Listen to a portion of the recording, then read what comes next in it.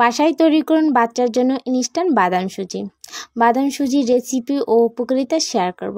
বাদাম সুজি তৈরি করতে লাগে হাফ কাপ আতপ চাল, হাফ কাপ ভাতের চাল, কাঠবাদাম, কাজু বাদাম যা আপনি সকালবেলা 2 ঘন্টা ভিজিয়ে রাখবেন। 2 ঘন্টা পর কাঠবাদামের খোসাগুলো নরম হয়ে গেলে তো এগুলো সুন্দর করে ছাড়িয়ে নিয়ে 2 থেকে 3 দিন কড়া রোদ্রে শুকিয়ে নেবেন।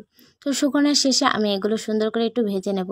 যেহেতু আমি একটি উপকরণ দিয়ে করব তাই শুধু আমি কাঠবাদাম নিয়েছি। তো এগুলো সুন্দর করে একদম ভেজে নেওয়ার শেষে তারপর আমি একটু ফ্যানের বাতাসে এই সবগুলো উপকরণ ঠান্ডা করে নেওয়ার শেষে আমি তালমির্চি যোগ করব। আপনার বাচ্চার প্রয়োজন মতো অনুযায়ী আপনি তালমির্চি দিতে পারেন। তো তারপর আমি একটা মিক্সার বলে এগুলো সব উপকরণগুলো দিয়ে মিক্স করে নেব।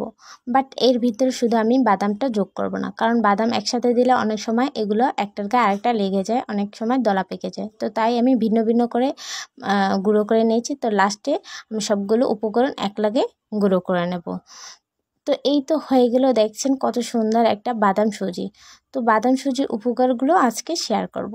বাদাম সুজিতে রয়েছে ম্যাগনেসিয়াম, ক্যালসিয়াম যা বাচ্চার হাড় শক্ত করতে সাহায্য করে, আর উচ্চ ফাইবার যা হজমে ও শোষণ করতে সাহায্য করে।